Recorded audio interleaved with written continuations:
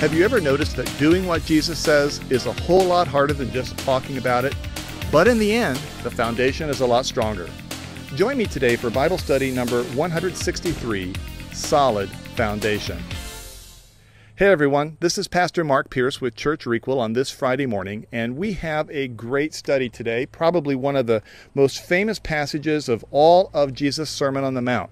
So take your Bible and turn to Matthew chapter 7, and we'll be reading today verses 24 through 27. It goes like this. Everyone then who hears these words of mine and does them will be like a wise man who built his house on the rock. And the rain fell, and the floods came, and the winds blew and beat on that house. But it did not fall, because it had been founded on the rock. And everyone who hears these words of mine and does not do them will be like a foolish man who built his house on the sand. And the rain fell, and the floods came, and the winds blew and beat against that house, and it fell, and great was the fall of it.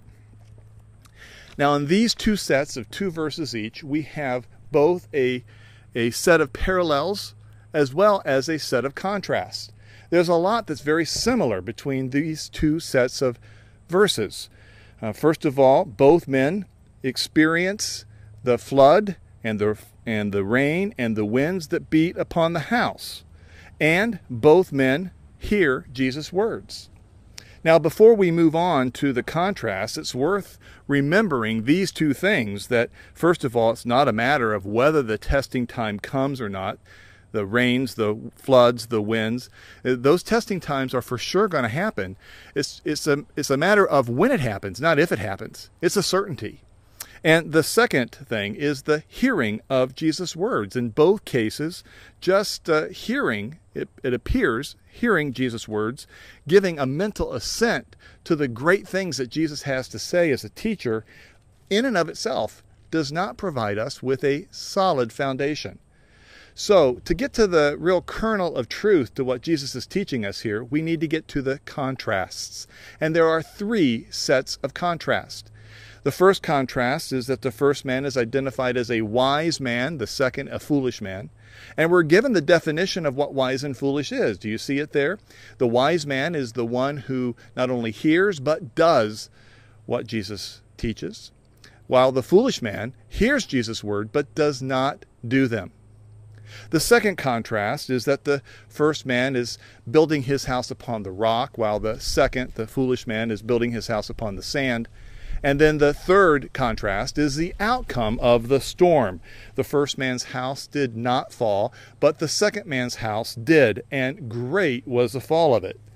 Now, of those three contrasts, the foolish and the wise and the foolish, the rock and the sand, and the outcome of the storm standing and falling, that second contrast is the one that we really need to focus in on.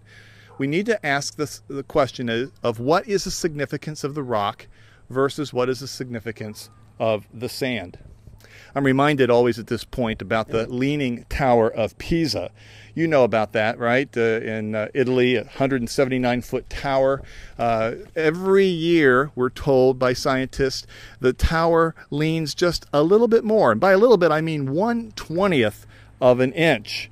It's now 17 feet out of plumb.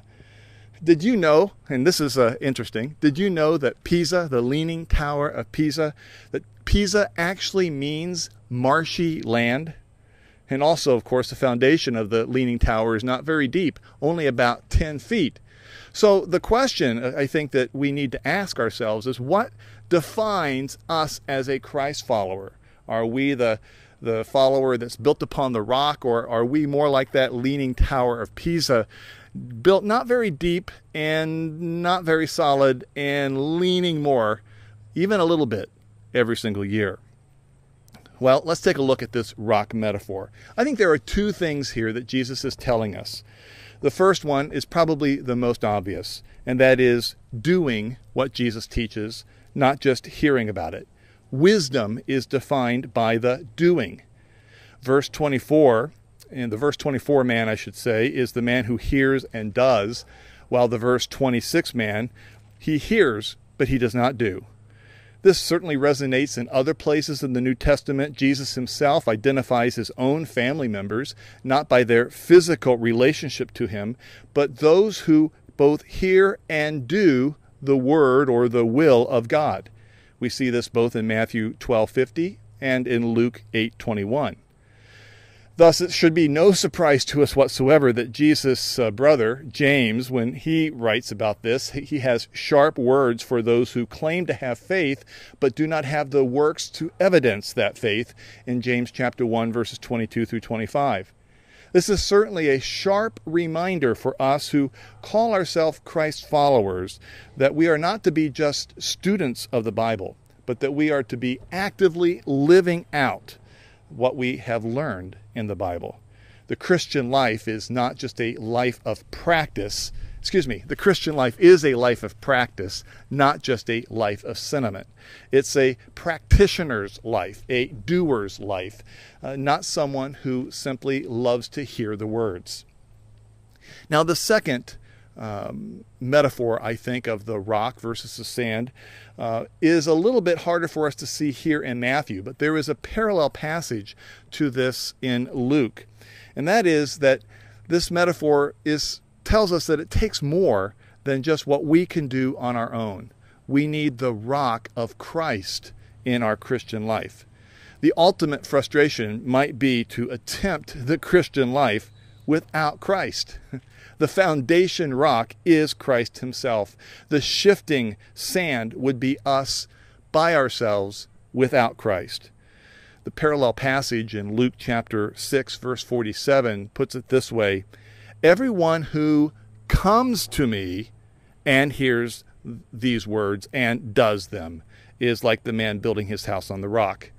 I love the fact that Luke includes this word "comes to me" because, we can talk all day long if we want about hearing and doing, but ultimately the doing of the words of Christ are impossible without Christ giving us the power to do it.